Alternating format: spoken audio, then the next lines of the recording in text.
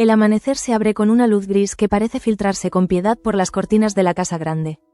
Todo está en silencio. Solo el reloj marca el paso de los minutos con una cadencia que se siente antigua, cansada, como si hasta el tiempo se resistiera a avanzar. Damián permanece sentado junto al ventanal, un álbum de fotografías abierto sobre las rodillas, las manos temblorosas acariciando imágenes que pertenecen a un mundo que ya no existe. En esas páginas amarillentas respira un pasado al que se aferra sin esperanza, un refugio hecho de rostros que el tiempo borró y de sonrisas que ya no regresan. Las sombras de los cipreses se alargan sobre el suelo y dibujan líneas finas sobre su abrigo, como si la vida quisiera recordarle cuántas heridas se pueden llevar sin que nadie las vea. La soledad pesa más que los recuerdos, más que las derrotas, más que la vejez misma.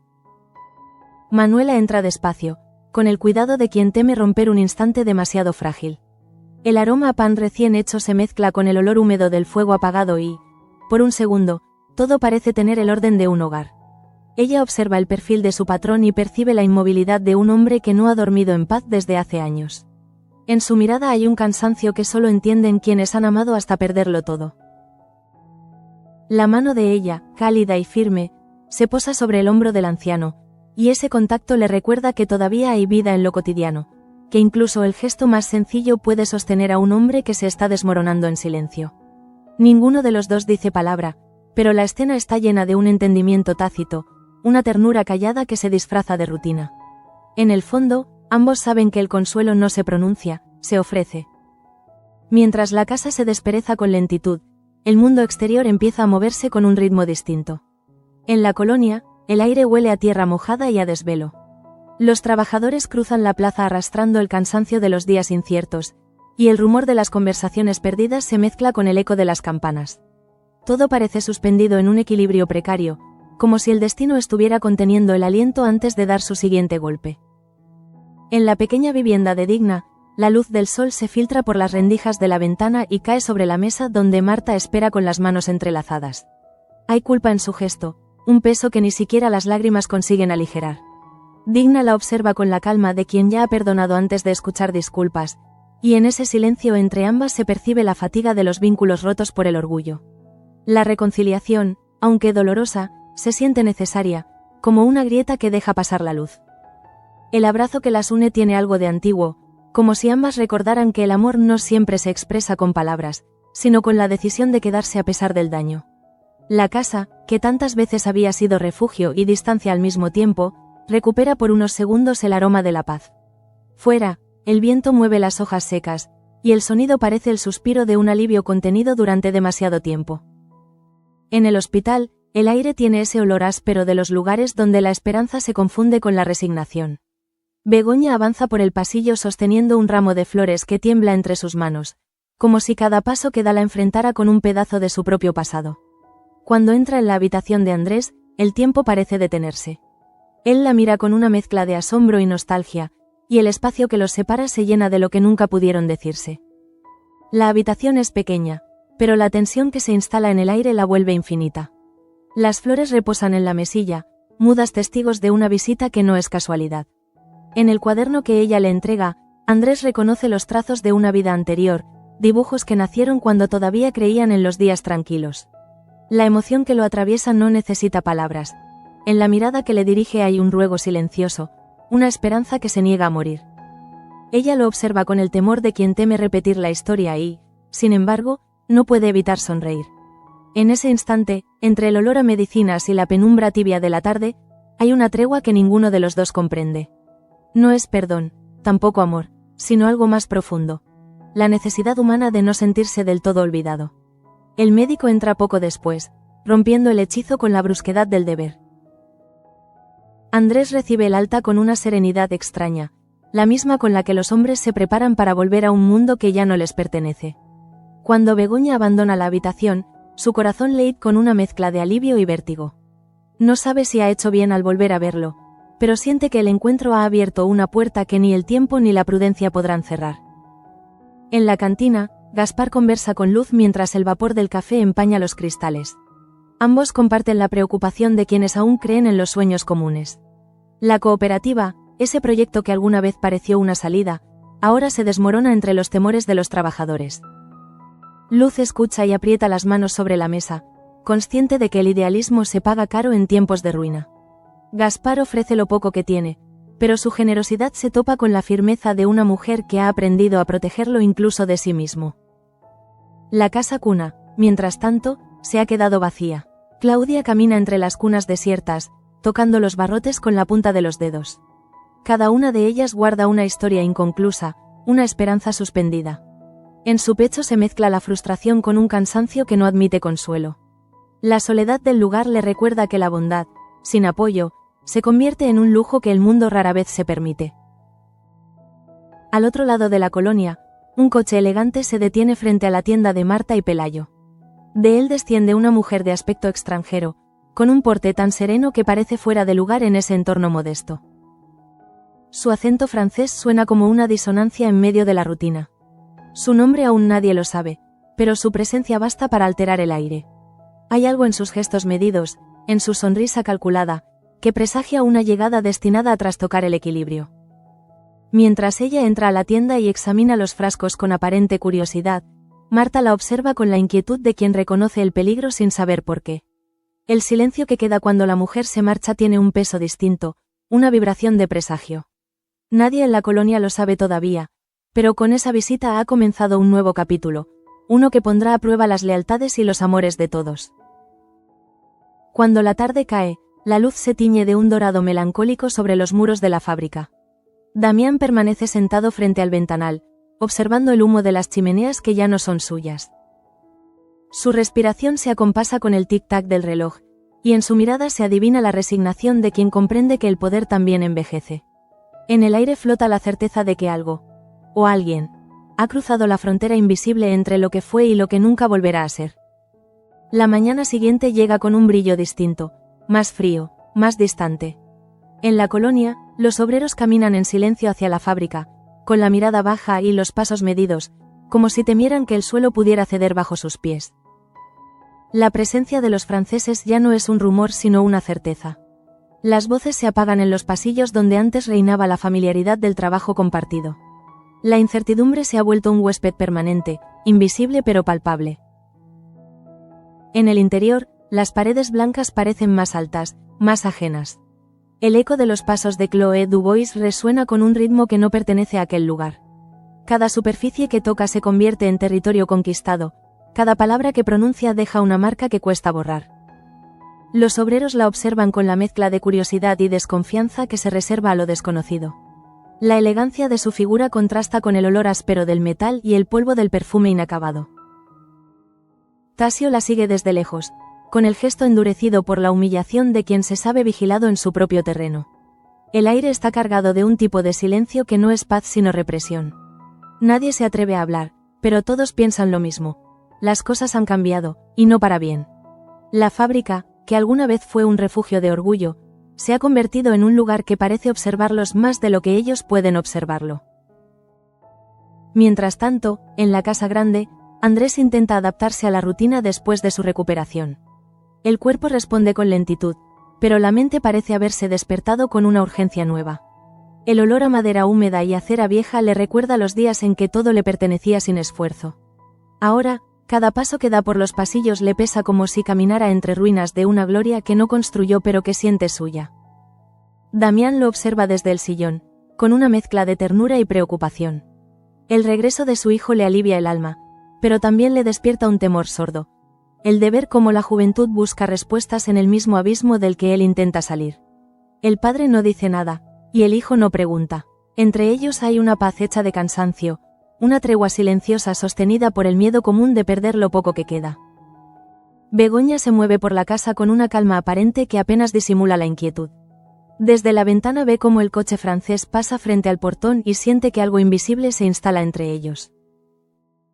La figura de aquella mujer, que todavía no conoce pero intuye, aparece en su mente como una sombra elegante y amenazante.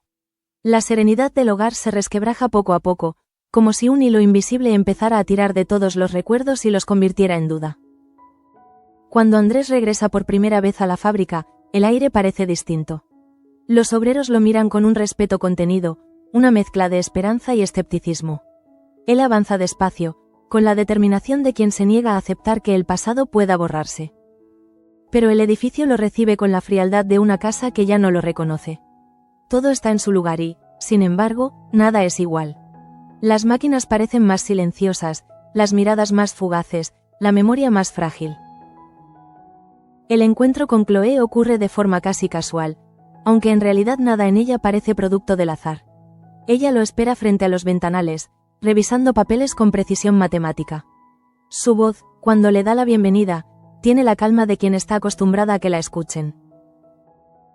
Andrés siente que cada palabra suya está medida, como si detrás de su cortesía hubiera una voluntad que no admite réplica.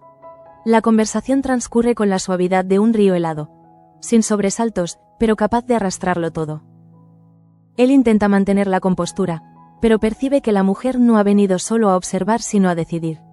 En cada frase suya hay una mezcla de frialdad y cálculo que lo inquieta más de lo que quisiera admitir. Cuando ella se aleja, dejando su perfume flotando en el aire, Andrés siente que algo se ha movido dentro de él. No una emoción, sino una sospecha, la certeza de que ha entrado en un juego que todavía no comprende. De regreso en la casa grande, Begoña prepara flores para el despacho de Damián. Sus manos tiemblan levemente, aunque no por cansancio. Desde la escalera escucha la voz de Andrés contándole al padre sobre la representante francesa y el supuesto plan de evaluación. Cada palabra le retuerce el estómago, pero finge serenidad. En el fondo de su alma algo se resiste a creer que aquella presencia sea inocente. Su instinto, que tantas veces le salvó del dolor, le advierte que esta vez no habrá retorno fácil. El atardecer se tiñe de un dorado opaco sobre la colonia, y las sombras alargadas del ocaso parecen cubrirlo todo con una melancolía antigua. Digna reza en su casa, pidiendo fuerza para los suyos, mientras Luz revisa documentos de la cooperativa que ya parecen condenados al fracaso. Los ideales se agrietan bajo el peso de la realidad, y el silencio que envuelve el pueblo tiene la textura del desaliento. Todo parece anunciar que algo está a punto de romperse. Esa noche, la casa grande se llena de un silencio que duele. Andrés cena con su padre y María en una calma forzada. Begoña apenas toca el plato. La presencia invisible de la extranjera se filtra en cada pensamiento, como una sombra en la mesa. Afuera, el viento sopla con fuerza y hace temblar los cristales. Nadie lo menciona, pero todos sienten que el equilibrio familiar se ha roto en algún punto que ya no sabrán recomponer. Cuando la casa se apaga, Begoña permanece despierta, mirando el techo mientras el sonido del reloj marca las horas. No sabe qué teme más, la llegada del día siguiente o la repetición de los errores del pasado. Cierra los ojos, pero la imagen que aparece no es la de Andrés, sino la de una mujer desconocida que sonríe con el control de quien sabe que tiene el tiempo de su parte. En la colonia, mientras tanto, la figura de Chloe se convierte en tema de conversación. Algunos la describen como amable, otros como una amenaza disfrazada de promesa. Gaspar, desde la barra de la cantina, escucha los rumores sin intervenir. Sabe que la historia siempre se repite. Primero llegan las palabras, luego los contratos, después el despojo. Afuera, el viento nocturno levanta el polvo del camino, como si quisiera advertirles que la calma siempre es preludio de tormenta. En el hospital, las luces se apagan una a una, dejando la ciudad sumida en un silencio expectante. Andrés, de regreso en su habitación, abre el cuaderno de dibujo que Begoña le regaló. Entre las páginas, el trazo de un rostro le devuelve la serenidad que el día le había robado. No sabe por qué, pero siente que ese dibujo lo protege de algo. Lo cierra con cuidado, sin imaginar que al día siguiente ese mismo gesto será su único escudo contra lo que está por venir. Al otro lado del valle, la silueta del coche francés se recorta en la distancia, avanzando lentamente por el camino de tierra. Dentro, Chloe Dubois revisa sus notas con precisión. En la página superior, bajo una línea escrita a tinta azul, se lee un nombre, Andrés de la Reina. Ella sonríe, satisfecha, y cierra el cuaderno como quien guarda una pieza en su sitio exacto dentro del tablero. La colonia amanece envuelta en una niebla espesa que parece retener el aire. Las calles están silenciosas, pero el silencio no tiene paz, sino la densidad de algo que se está transformando. La fábrica abre sus puertas con puntualidad, aunque la puntualidad ahora ya no tiene el mismo significado. La entrada de Chloe Dubois en el recinto marca el inicio de un tiempo nuevo, un tiempo sin pertenencia, sin memoria, sin raíces. Los obreros la observan cruzar el patio con ese andar firme y medido que tienen las personas que nunca dudan. Sus tacones repican sobre el suelo con una regularidad que impone respeto y temor al mismo tiempo. Nadie la detiene, nadie la saluda, su sola presencia parece bastar para poner orden. En el aire flota un olor distinto, un aroma ajeno al sudor y al aceite, un perfume que huele a poder. En las oficinas, las puertas se cierran una a una detrás de ella. Tasio la sigue con la mirada desde la distancia, con un resentimiento que se confunde con impotencia. La extranjera no levanta la voz, pero cada palabra suya tiene el peso de una sentencia. En los pasillos, los empleados caminan con pasos cortos, temiendo tropezar con su sombra. La autoridad, disfrazada de cortesía, ya no se discute, se acepta. Andrés, recién reincorporado, intenta entender aquel nuevo orden. En su interior se libra una batalla silenciosa entre el orgullo heredado y la necesidad de adaptación. Cada decisión parece una trampa, cada firma un pacto con algo que no sabe nombrar. Mientras revisa los informes sobre productividad, siente que su propio nombre se vuelve parte de un sistema que no comprende. Todo lo que creía estable ahora es un territorio minado. Chloe lo observa desde su despacho con esa calma que solo poseen quienes se saben vencedores antes de la batalla. Lo estudia con precisión, como quien mide la resistencia de un metal antes de doblarlo. En su cuaderno, el nombre de Andrés aparece subrayado 3 veces. No hay emoción en ese trazo, solo cálculo. Ella entiende que la clave para dominar la fábrica no está en las máquinas ni en los contratos, sino en el alma de los hombres que aún creen en ella. Damián, por su parte, permanece recluido en la casa grande, con la mirada perdida en el ventanal que da a los campos. Su figura, antaño imponente, se ha reducido a una silueta vencida por los años. Cada vez que el viento golpea las contraventanas, siente que el pasado le llama, exigiendo cuentas que ya no puede pagar. La fábrica, su legado, su orgullo, su condena, está ahora en manos de una mujer que no conoció el esfuerzo que él derramó en sus muros.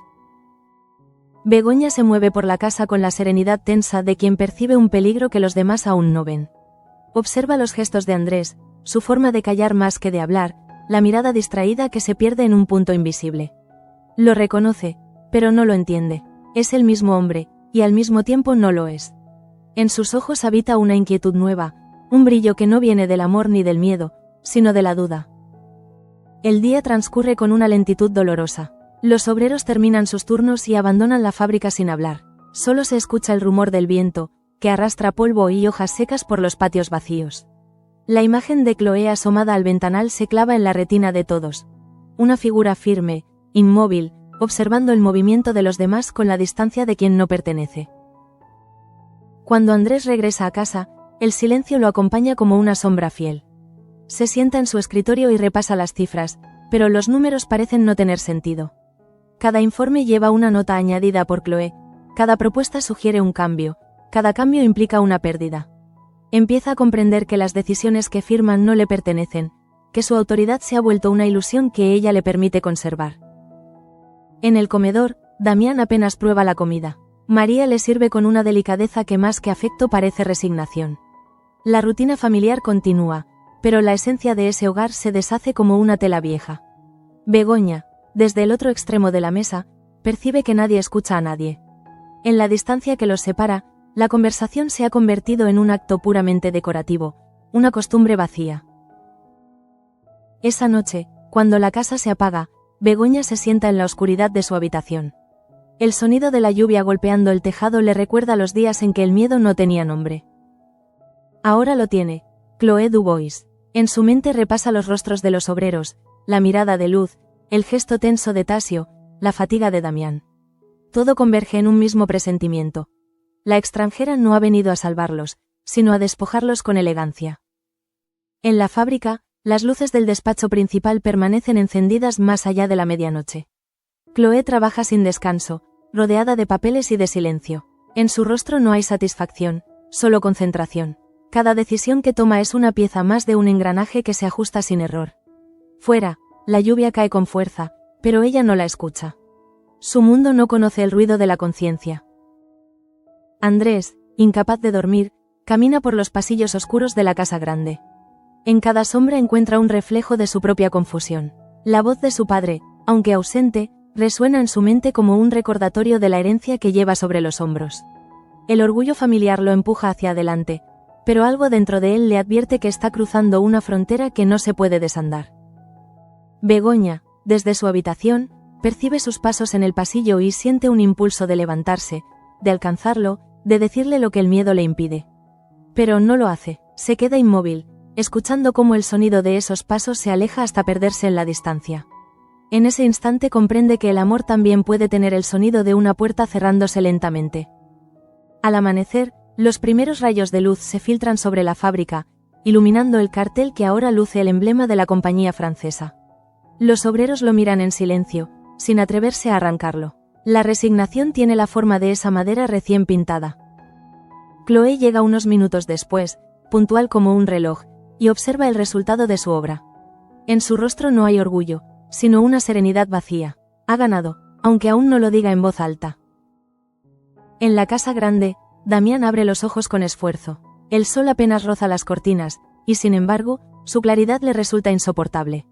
Sabe que algo ha cambiado irremediablemente, siente el peso de la derrota, pero también el alivio de quien ya no necesita fingir control. El mundo se está moviendo sin él, y en el fondo, lo único que desea es que alguien tenga la fuerza de detenerlo. Esa mañana, Begoña mira su reflejo en el espejo y apenas se reconoce. Hay en su rostro una mezcla de fatiga y determinación. La vida la ha convertido en un campo de batalla, y aunque no lo buscó, sabe que no puede huir. En sus manos sostiene una carta sin abrir, el informe que Chloé ha enviado a Damián. No sabe si quiere leerlo, pero intuye que, una vez lo haga, nada volverá a ser igual. La colonia, bajo el sol tímido del mediodía, parece sostener la respiración. En cada rincón, el futuro aguarda, silencioso y vigilante, como un cazador paciente. Nadie lo sabe, pero ese día marca el principio del fin, el momento en que los sueños comienzan a medir su precio. La jornada empieza con una claridad engañosa, esa luz limpia que no anuncia calma sino agotamiento. La colonia despierta bajo un cielo blanco, sin promesas. Desde la distancia, la fábrica se impone como una sombra sobre la llanura, más silenciosa, más grande, más fría que nunca. En su interior, la voz de Chloé Dubois ordena los movimientos, marca el ritmo, dicta las prioridades con una seguridad que desarma. Todo se ajusta a su voluntad con la precisión de un engranaje bien aceitado. Los obreros la siguen con el respeto tenso que nace del temor. Cada instrucción suya es ejecutada sin réplica. En el aire flota un nuevo orden, un lenguaje distinto en el que las palabras disciplina y eficiencia sustituyen a pertenencia y orgullo. Tasio observa desde el pasillo, con el gesto endurecido y los ojos apagados. Entiende que ya no dirige nada, pero no se resigna. Su silencio es su única forma de dignidad. Chloé camina entre las filas de trabajadores como si atravesara un campo que ya le pertenece.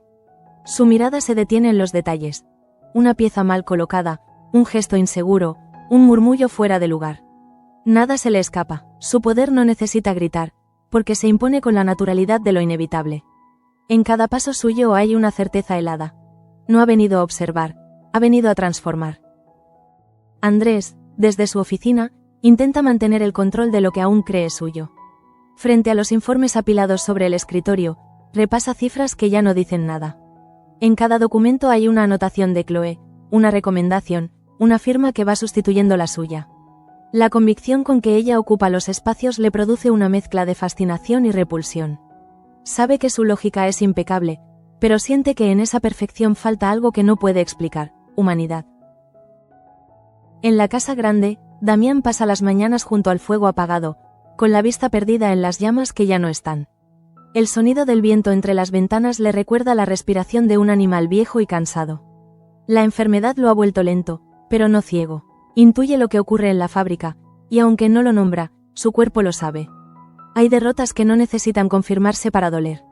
Begoña se mueve por la casa como una sombra que todavía conserva calor. El peso de la rutina se mezcla con la inquietud que no consigue silenciar. Cada vez que escucha el motor del coche de Andrés alejarse hacia la fábrica, una parte de ella se queda suspendida, atrapada en la incertidumbre. Intuye que el hombre que vuelve cada noche no es exactamente el mismo que se fue por la mañana. Lo percibe en la forma en que evita su mirada, en la fatiga que no viene del trabajo sino del alma. En la fábrica, Chloé ha instalado un despacho nuevo, luminoso, austero, sin adornos. El orden impecable del lugar refleja la claridad de sus métodos y la frialdad de sus decisiones. Desde allí supervisa cada movimiento. Observa a Andrés, lo estudia con una atención que se disfraza de colaboración. En sus informes menciona su aptitud para el liderazgo, su disciplina natural, su potencial estratégico. En realidad, lo está cercando con halagos. El tiempo se vuelve lento, casi viscoso. Los días pasan sin que nadie se atreva a decir en voz alta lo que todos piensan. La colonia vive una calma extraña, una pausa en la que todo parece funcionar mejor, pero la gente sonríe menos. Los perfumes se embotellan, los pedidos se entregan, las cuentas cuadran. A simple vista, todo prospera, pero el aire pesa más que antes. Prosperar no siempre significa respirar. En las noches, Andrés regresa agotado, con la mirada perdida y las manos manchadas de tinta. Se encierra en su despacho y revisa los informes una vez más, como si buscara en los números la absolución que su conciencia le niega. Begoña lo observa desde el umbral, sin atreverse a interrumpirlo. Lo ve inclinarse sobre la mesa, con los hombros vencidos y la frente surcada por una preocupación que no se atreve a nombrar. Es el rostro del hombre que lucha contra su propia sombra. Afuera, la colonia duerme bajo la lluvia. Los faroles iluminan el barro, y los perros ladran a un vacío que nadie entiende. En el interior de la fábrica, Chloe continúa trabajando. Sus dedos recorren los planos como si fuesen mapas de una conquista. Sabe que el poder real no se toma de un golpe, sino poco a poco, con gestos que parecen inocentes. Y su paciencia, más que su inteligencia, es su arma más peligrosa. Damián despierta sobresaltado en mitad de la noche. La fiebre lo hace delirar, pero su mente se aferra a una sola idea: la fábrica. En su confusión, cree oír el ruido de las máquinas que llevan su nombre, el eco del trabajo que lo definió durante toda su vida. Intenta levantarse, pero el cuerpo no obedece. La fragilidad lo humilla. Siente que todo lo que fue está desmoronándose dentro de él sin posibilidad de rescate. Por la mañana, el cielo tiene un color de plomo. Begoña recibe a Luz en el porche. Hablan en voz baja, sin levantar la vista. La doctora percibe el temblor oculto en su tono y entiende que algo grave está ocurriendo más allá de lo que se dice. En las palabras de Begoña hay miedo, pero también determinación. Ha empezado a aceptar que no basta con esperar. Hay que intervenir antes de que el daño sea irreparable. Chloe, mientras tanto, firma un documento que oficializa una nueva reorganización en la fábrica. Su letra, limpia y precisa, sella un cambio de estructura que desplaza a Tasio y otorga más autoridad a Andrés. En su mente, el movimiento es perfecto. Divide para dominar. Andrés, al recibir el nombramiento, experimenta una mezcla de orgullo y vergüenza. Sabe que no lo merece, pero lo acepta. Hay decisiones que se toman por cansancio, no por convicción. En la colonia, la noticia corre como una corriente de agua fría. Algunos lo celebran, otros lo miran con recelo. Gaspar observa desde la distancia, consciente de que los hombres buenos también pueden equivocarse cuando creen que están haciendo lo correcto. En su rostro hay una sombra de tristeza. La compasión por quien se pierde sin darse cuenta. Esa tarde, Begoña encuentra sobre el escritorio de Andrés los documentos firmados. Los revisa sin permiso, como quien necesita entender para poder respirar. Las palabras autorización y cesión temporal la atraviesan como cuchillos. En ese instante comprende que la traición no siempre se comete por maldad, sino por miedo. Cierra los ojos y siente que la soledad la invade con una claridad insoportable. La noche llega con un silencio distinto, más hondo. La casa entera parece contener el aliento. Damián duerme, exhausto. María apaga las luces una a una. Begoña, en su habitación, se sienta junto al ventanal y observa las luces lejanas de la fábrica, brillando en la oscuridad como un recordatorio de todo lo que han perdido. No hay lágrimas, solo una quietud amarga. Sabe que las guerras más duras no comienzan con gritos, sino con renuncias. Al otro lado de la colonia, Chloe revisa su cuaderno de notas. En la última página, junto a la lista de objetivos cumplidos, anota una palabra breve, casi un pensamiento: control. La mira un instante antes de cerrar el cuaderno. Afuera, el viento sopla con fuerza, pero dentro del despacho reina una calma absoluta. La calma de los vencedores, la calma que antecede al derrumbe. La colonia se despierta envuelta en un aire denso. El sol parece no querer atravesar las nubes, como si también dudara del nuevo orden que se impone. En la fábrica, Chloe Dubois ha tomado el control total. Cada movimiento se ejecuta según su mirada, Cada palabra parece una orden disfrazada de cortesía. Lo que antes fue un proyecto familiar ahora respira con el ritmo calculado de una maquinaria extranjera. Andrés la observa desde su despacho, sintiendo cómo su propia voz se desvanece en la rutina. El poder que creyó recuperar se ha convertido en un peso insoportable. En cada decisión, en cada documento que firma, percibe la sombra de ella, el eco de sus argumentos. Todo funciona, sí, pero el alma del lugar ha desaparecido. Y con ella, parte de sí mismo. Begoña, en la casa grande, percibe ese cambio sin necesitar explicaciones. Las horas la atraviesan con un presentimiento oscuro, una intuición que crece a cada silencio de Andrés, a cada noche en que él regresa sin palabras. Empieza a escribir cartas que nunca envía, a rezar con una fe que ya no sabe si pertenece a Dios o a la desesperación. En su interior, algo se rompe, pero de esa fractura empieza a nacer una fuerza nueva. Damián, enfermo y débil, observa a su hijo desde el fondo del corredor. Su cuerpo se apaga, pero su lucidez se vuelve más nítida. Comprende que la historia está repitiendo su propio error: entregar demasiado en nombre del deber. En su respiración lenta hay una súplica callada. No teme la muerte, teme el olvido. Una tarde, mientras el cielo amenaza tormenta, Begoña cruza el portón de la fábrica. Camina entre los obreros, que bajan la cabeza al verla, como si la esperanza fuera un privilegio que ya no se pueden permitir. Al llegar frente a Chloé, no busca escándalo, solo verdad. Sus ojos se encuentran, y en esa mirada breve se reconocen dos mujeres que han aprendido a sobrevivir sin permiso. La francesa no dice nada, pero siente por primera vez un temblor leve en su control. Esa noche, Andrés vuelve tarde. Encuentra a Begoña junto a la ventana, inmóvil. El silencio entre ellos es tan denso que duele. No hace falta reproches. Ambos saben en qué momento se perdió la complicidad. Él intenta tocar su mano, pero ella la aparta con delicadeza. No por rechazo, sino por tristeza. Hay amores que no mueren, solo se vuelven demasiado pesados para sostener. En su habitación, Chloé escribe un informe que no termina. Cada frase le parece hueca. Afuera, la lluvia golpea los cristales, y por primera vez se pregunta si la victoria también puede tener sabor a derrota. Andrés se le escapa, la fábrica empieza a resistir, y en sus sueños aparece la voz de Begoña, una voz que no debería oír pero que la persigue como un recordatorio de todo lo que la humanidad puede tener y ella ha olvidado. A la mañana siguiente, Damián despierta con un hilo de vida. Llama a su hijo, lo mira sin reproche, y con voz débil le pide que no repita sus errores. No se trata de conservar lo que amas, piensa él, sino de no venderlo nunca. Andrés asiente, pero sabe que la culpa no se borra con promesas. Cuando el viejo cierra los ojos, el silencio en la casa grande cambia de peso. Ya no es opresión, es despedida. Begoña, de pie junto a la puerta, comprende que todo lo que amó se ha ido una vez más. Pero dentro del dolor hay una claridad nueva, la certeza de que el fin no siempre es ruina, sino posibilidad. La lluvia cesa, y un rayo de luz se filtra entre las nubes. En su interior, la decisión está tomada. Ya no esperará que nadie la salve. Será ella quien se levante. El amanecer llega cargado de un silencio que no es calma sino presagio. En la colonia, la lluvia de la noche anterior ha dejado un olor a tierra húmeda que impregna todo, como si el suelo respirara tristeza. La fábrica vuelve a abrir sus puertas, pero el aire ya no tiene el mismo ritmo. Las miradas de los obreros son diferentes, cansadas, desconfiadas, pero también decididas.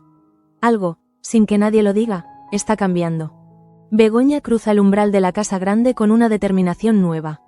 La muerte de Damián ha dejado un vacío enorme, pero dentro de ese dolor arde una fuerza que no conocía. No hay lágrimas en su rostro, solo una serenidad que parece más poderosa que la ira. Cada paso que da tiene el peso de una promesa. Sabe que la fábrica, esa herencia de amor y sacrificio, no puede quedar en manos ajenas.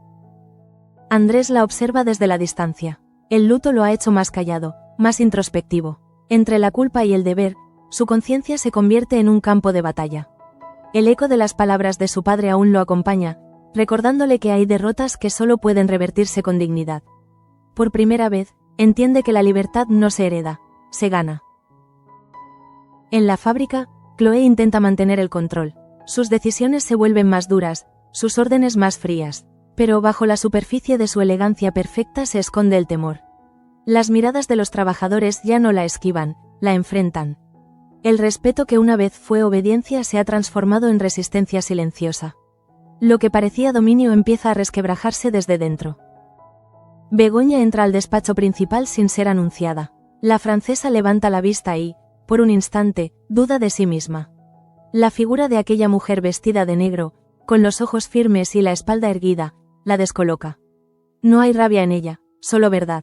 En ese encuentro breve se cruzan dos formas de poder. El que se impone y el que nace del amor. Y el segundo, sin necesidad de levantar la voz, comienza a prevalecer. Desde el umbral, Andrés presencia la escena. Sus pensamientos se mezclan con el ruido del corazón. Por primera vez, no siente admiración por Chloé ni miedo por Begoña. Solo claridad. Comprende que todo lo que creyó progreso era una cadena, y que la única manera de honrar el apellido que lleva es romperla. En la tarde, el sonido de las máquinas se detiene. Los trabajadores rodean el patio central, expectantes. Andrés se adelanta, con Begoña a su lado. En su mirada ya no hay vacilación. Las palabras que pronuncian no buscan aprobación, sino justicia. Anuncia el fin de la colaboración con los franceses, la recuperación del control de la empresa, el comienzo de algo nuevo.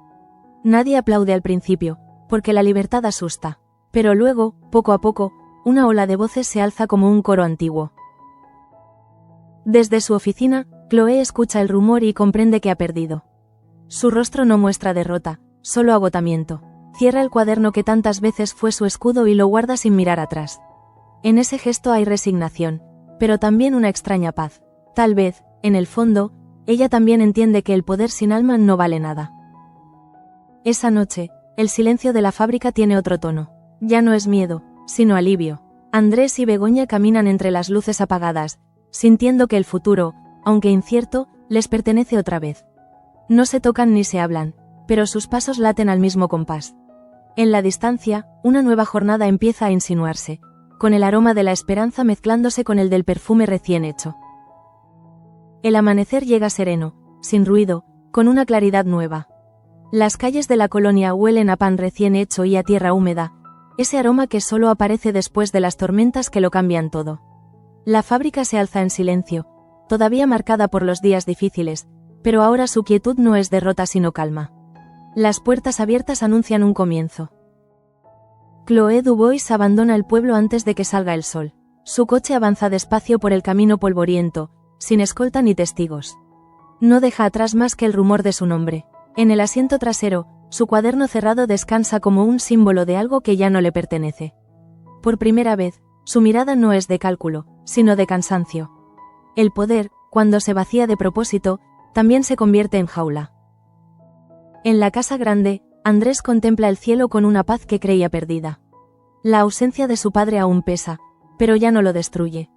Siente que el legado de Damián no fueron los muros ni los títulos, sino la voluntad de mantenerse de pie incluso cuando todo parece derrumbarse. Ese pensamiento le devuelve la fuerza que la culpa le había robado. Begoña, mientras tanto, ordena los papeles de la cooperativa. Sus manos, antes temblorosas, ahora se mueven con seguridad. Ha aprendido que el amor también puede ser reconstrucción, y que la libertad no es un milagro, sino un trabajo diario. En su mirada hay ternura, pero también firmeza. Los días de espera han terminado. Comienza la vida nueva. En la fábrica, los obreros vuelven a sus puestos.